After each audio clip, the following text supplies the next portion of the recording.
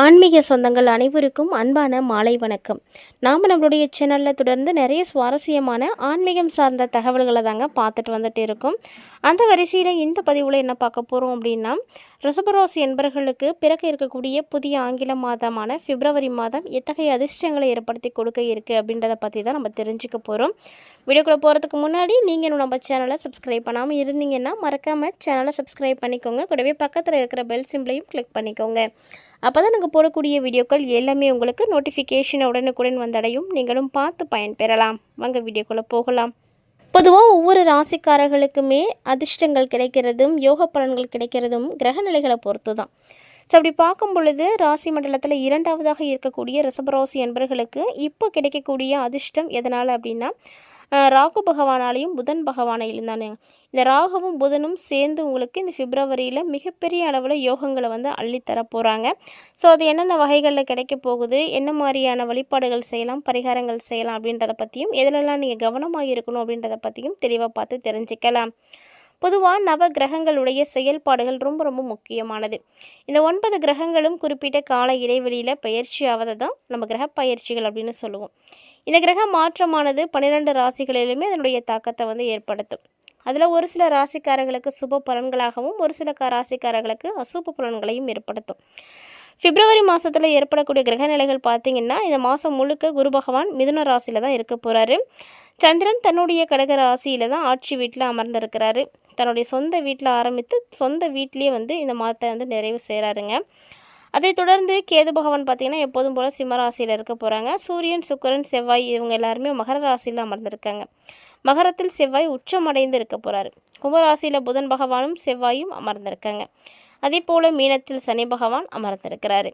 இந்த கிரகநிலைகளுடைய அடிப்படையில் ரிஷபராசிக்காரர்களுக்கு எப்படி இருக்க போகுது, என்ன மாதிரியான அதிர்ஷ்டங்கள்லாம் கிடைக்க போகுது அப்படின்றத நம்ம தொடர்ந்து பார்க்க போகிறோம். ரிஷபராசிக்காரங்க யாரும் இந்த வீடியோ பதிவை பார்த்துட்ருக்கீங்க அப்படின்னா மறக்காம வீடியோக்கு ஒரு லைக் பண்ணிக்கோங்க. தொடர்ந்து பாருங்கள், எங்கேயும் ஸ்கிப் பண்ணிடாதீங்க. நிறைய இன்ட்ரெஸ்டிங்கான தகவல்களானது உங்களுக்காக காத்துட்ருக்கு. ரிஷபராசிக்காரங்களுக்கு பார்த்தீங்கன்னா, சுக்கிர பகவான் ராசியினுடைய அதிபதியாக இருக்கக்கூடியவர். சுக்கிர பகவான் பார்த்திங்கன்னா குருவுக்கு அடுத்து பார்க்கக்கூடிய சுபகிரகம். அழகு, ஆடம்பரம், செல்வாக்கு இது எல்லாத்துக்குமே காரகனாக இருக்கக்கூடியவர் சுக்கிரன். ஸோ அழகாகவும் இருக்கலாம், அறிவாகவும் இருக்க முடியும், செல்வ செழிப்போடு இருக்க முடியும். செல்வத்தின் அதிபதி அப்படின்னா மகாலட்சுமி நம்ம சொல்லுவோம். ஸோ சுக்கிர பகவான், மகாலட்சுமி இவங்க எல்லாருமே உங்களுக்கு மிக மிக முக்கியமான ஒரு தெய்வம் வழிபாடு செய்கிறதுக்கு. ஸோ இவங்களெல்லாம் நீங்கள் வழிபாடு தொடர்ந்து செய்துட்டு வந்தீங்கன்னா உங்களுக்கு ஏற்றம் நிறைய கிடைக்கும்.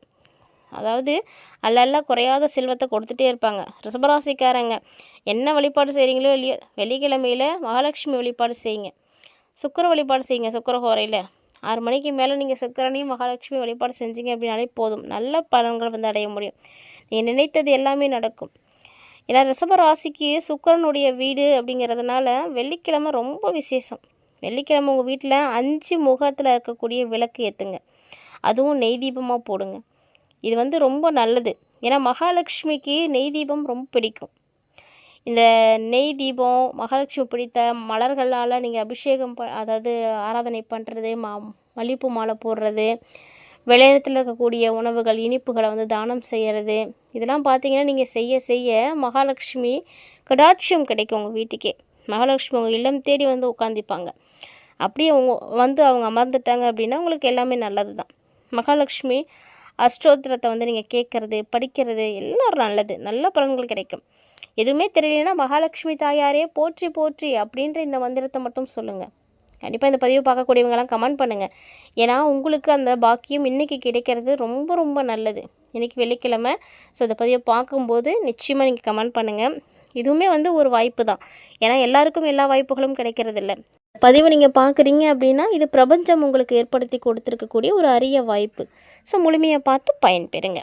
ரிஷபராசிக்காரர்களுக்கு நான் முன்னாடியே சொல்லிட்டேன், வெள்ளிக்கிழமையும் மகாலட்சுமி வழிபாடும் சிறப்பாக இருக்கும் அப்படின்னு. எங்கே இருந்தாலும் சரிங்க, வீட்டில் வெள்ளிக்கிழமை சாயந்தரத்தில் இருக்கீங்கன்னா விளக்கு போட்டு வழிபாடு செய்யுங்க. முடிஞ்ச அளவுக்கு நீங்கள் நெய் தீபமாக போடுங்க. எல்லாருமே நெய் தீபம் போடலாம் வெள்ளிக்கிழமையில். எல்லார் வீட்டுக்குமே மகாலட்சுமி யோகம் கிடைக்கும். ஆனால் ரிஷபராசிக்காரங்க செய்யும்போது இன்னும் நல்ல பலன் கிடைக்கும். நிறைய சொத்துக்கள் உங்களுக்கு கிடைக்கிறதுக்கான வாய்ப்புகள் இருக்குது. ஏன்னா இந்த காலகட்டங்களில் மற்றவங்களுக்கு கொடுக்கக்கூடிய வகையில் உங்களுடைய செல்வம் பார்த்திங்கன்னா உயரும் அப்படின்னு சொல்லணும். நம்மக்கிட்ட இருந்தால் தானே நம்ம மற்றவங்களுக்கு தானம் பண்ண முடியும். அதனால் முதல்ல உங்கள்கிட்ட வளர்த்துக்கோங்க.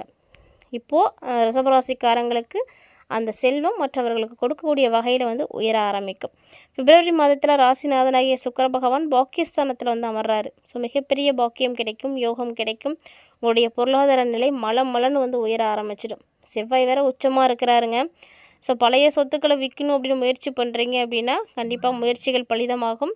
பூர்வீக சொத்துக்களை விற்கக்கூடிய முயற்சிகள் இருக்குது அப்படின்னா கூட அதுவும் உங்களுக்கு நல்ல ஒரு வெற்றியை கொடுக்கும். வேலை இல்லாதவங்களுக்கெல்லாம் வேலை கிடைக்கும்.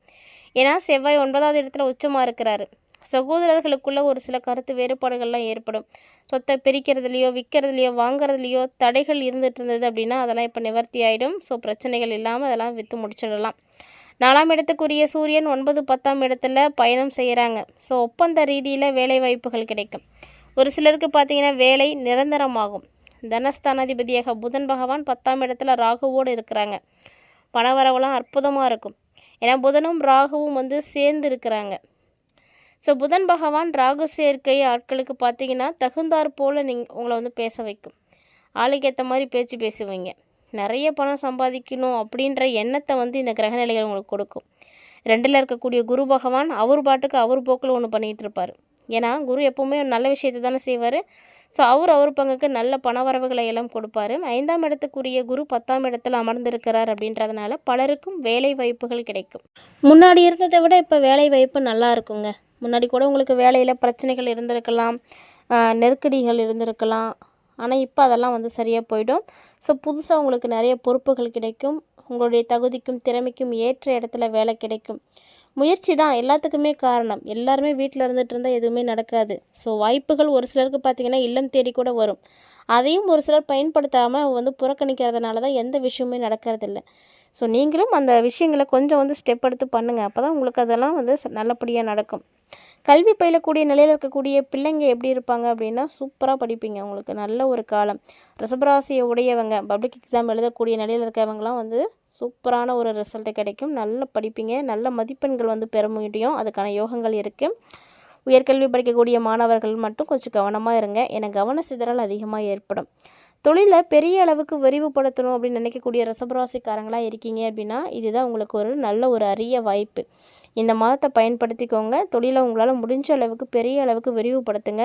அதற்கான யோகங்கள் உங்களுக்கு நல்ல ஒரு பலனை கொடுக்கும். நல்ல பணியாளர்கள் கிடைப்பாங்க. உங்களுடைய தொழில் வந்து விரிவாகுது அப்படின்னா அது நல்லபடியாக நடந்து நல்ல ஒரு வருமானம் ஈட்டுற அளவுக்கு உங்களுக்கு நல்ல வேலையாட்கள் வந்து கிடைப்பாங்க. ஸோ இதெல்லாம் பார்த்தீங்கன்னா உங்களுக்கு ரொம்ப ரொம்ப நல்ல ஒரு டைமிங் தான். ரிஷபராசிக்காரங்களை பொறுத்த வரைக்கும் உங்களுக்கு இது மாதிரியான ஒரு யோகங்கள் இப்போ வந்து கிடச்சிருக்குன்னு தான் சொல்லணும். ஏன்னா இத்தனை ஆண்டுகளானது உங்களுக்கு இல்லாமல் இருந்திருந்தாலுமே கூட இப்போ பார்த்தீங்கன்னா ஒரு மிகப்பெரிய அதிர்ஷ்டம் தானே. இந்த 2026 ரிஷபராசிக்காரங்களுக்கு ஒரு யோகம்தான். ஸோ தொட்டது எல்லாமே உங்களுக்கு தொடங்கக்கூடிய ஒரு நேரம். எல்லா கிரகங்களுமே ஒரு நல்ல ஒரு இடத்துக்கு தான் வந்திருக்காங்க. நல்ல நேரம் ஆரம்பமாயிருச்சு அப்படின்னே வச்சுக்கோங்களேன். ரிஷபராசிக்காரங்க நல்ல ஒரு உழைப்பு மட்டும் கொடுத்தீங்கன்னா போதும், நல்ல முன்னுக்கு வர முடியும். 2ஆம் இடத்துல குரு இருக்கிறாரு. அதனால் தங்க நகைகளை எல்லாம் அள்ளி கொடுப்பாரு. அதுக்கான யோகங்கள் இருக்குது. எப்போதுமே உங்கள் வேலை பிஸ்னஸ் இது சார்ந்த எண்ணங்களோடு தான் நீங்கள் இருப்பீங்க. உங்கள் மைண்டு ஃபுல்லாக அதிலே தான் இருக்கும். என்ன செய்யலாம், எப்படி வந்து வேலையை செய்யலாம், தொழிலை எப்படி விரிவுபடுத்தலாம், இந்த எண்ணத்திலே தான் நீங்கள் சுற்றிட்டு இருப்பீங்க. 10ஆம் இடத்துல சுக்கிரன் இருக்கிறாரு. சுக்கிரனோடு பார்த்திங்கன்னா செவ்வாய், புதன், சூரியன், ராகு அப்படின்னு எல்லா கிரகங்களும் இருக்கிறாங்க. இப்படி இந்த கிரகங்கள் எல்லாமே 10ல் இருக்கிறதுனால நிறைய அதிர்ஷ்டங்கள் கிடைக்கும். ஸோ கிடைக்கக்கூடிய அதிர்ஷ்டமெல்லாம் நீங்கள் பயன்படுத்திக்கோங்க. ஆனால் நீங்கள் அதுக்காக அதீத உழைப்பை வந்து போடணும். போட்டால் தான் உழைப்புக்கான பலன் கிடைக்கும். தங்கத்தை வாங்கிறதுக்கான யோகம் இருக்குது. அதனால் கொஞ்சம் கொஞ்சமாக நீங்கள் பணம் சேமிச்சிங்கன்னா தங்கம் வாங்க முடியும். ஆனால் ஆரோக்கியம் அப்படிங்கிறது கண்டிப்பாக கவனமாக இருக்கணுங்க. ஏன்னா ஆரோக்கியத்தில் கவனம் வந்து எடுத்துக்கோங்க. உடம்பை சனி வேறு பார்க்குறாரு. ஸோ உங்களுடைய உடம்பை சனி பார்க்குறதுனால சோம்பேறித்தனம் வந்து கிடைக்கும். எப்போதுமே வேலை வேலை அப்படின்னு இருந்துகிட்டே இருக்கே அப்படின்ற மாதிரி எண்ணம் வரும். முழுக்க முழுக்க உங்களுடைய எண்ணங்கள் வேலையில் மட்டும்தான் இருக்கும். ஆரோக்கியத்தில் வந்து எண்ணத்தை விட்டுருவீங்க. ஸோ ஆரோக்கியத்தை நல்லபடியாக பார்த்துக்கோங்க. சினிமா துறையில் இருக்கக்கூடியவங்களுக்குலாம் நல்ல ஒரு யோகம் கிடைக்கும். இப்போது சில கிரக நிலைகள் பார்த்திங்கன்னா உங்களுக்கு 11ஆம் இடத்துலேருந்து 1ஆம் இடத்தை வந்து பார்க்குறாங்க. அப்படின்றதுனால கொஞ்சம் ரெஸ்ட் எடுக்கலாம் அப்படின்னு நினச்சிங்கன்னா கடன் தொடர்பான பிரச்சனை, இஎம்ஐ தொடர்பான பிரச்சனை இது எல்லாம் உங்களை வந்துடும் சேரும். அதனால் உங்களை கொஞ்சம் கூட வந்து ஓய்வெடுக்க வைக்காது. அடுத்து எழுந்து ஓடத்தான் வைக்கும். சுக்கிர பகவான் 10ல் இருக்கிறார். அப்படிங்கிறதுனால சினிமா துறையில் இருக்கக்கூடியவர்களுக்கு ஒரு அத்தனை பேருக்குமே யோகங்கள் இருக்குது. ஸோ சினிமா துறையில் நீங்கள் இருக்கீங்க அப்படின்னா இந்த காலகட்டங்கள் ரொம்ப நல்லாயிருக்கும். ட்ராவல்ஸ் வச்சுருக்கக்கூடியவங்களாக இருக்கீங்க அப்படின்னா அதுவுமே இன்னும் உங்களுக்கு நல்லாவே இருக்குது. ஸோ நிறைய விஷயங்கள் உங்களுக்கு பாசிட்டிவாகவே நடக்க போகுது.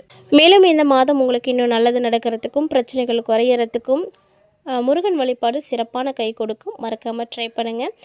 ஸோ இந்த பிப்ரவரியில் தைப்பூச நாளில் உங்களால் முடிஞ்சால் நீங்கள் திருச்செந்தூர் போய் முருகனை வழிபாடு செய்துட்டு வாங்க. நல்ல ஏற்றம் கிடைக்கும். இந்த பதிவில் நான் இங்கே பார்த்துருக்கக்கூடிய தகவல்கள் எல்லாமே உங்களுக்கு வந்து பிடிச்சிருந்துருக்குன்னு நினைக்கிறேன். ரொம்ப பயனளிக்கக்கூடிய தகவல்களை நீங்கள் தெரிஞ்சிட்ருப்பீங்கன்னு நினைக்கிறேன். பிடிச்சிருந்ததுன்னா லைக் பண்ணி ஷேர் பண்ணுங்கள். மறக்காமல் கமெண்ட் பண்ணுங்கள். இது மட்டும் இல்லாமல் இது போல் பல இன்ட்ரெஸ்டிங்கான தகவல்கள் பார்த்திங்கன்னா நம்ம சேனலில் தினந்தோறும் நம்ம அப்டேட் பண்ணிகிட்டே தாங்க இருக்கும். அதையெல்லாம் நீங்கள் தொடர்ந்து பார்க்கணும் அப்படின்னு ஆசைப்பட்டீங்கன்னா மறக்காமல் சேனலை சப்ஸ்கிரைப் பண்ணிக்கோங்க, ஃபாலோ பண்ணுங்கள். ஆன்மீக ரீதியாக கொடுக்கப்படக்கூடிய எளிமையான பரிகாரங்களையும் மிஸ் பண்ணாமல் வந்து செய்து பயன்பெறுங்க. மீண்டும் இது போல் மற்றும் ஒரு சுவாரஸ்யமான ஆன்மீக தலைப்பில் சந்திக்கலாம்.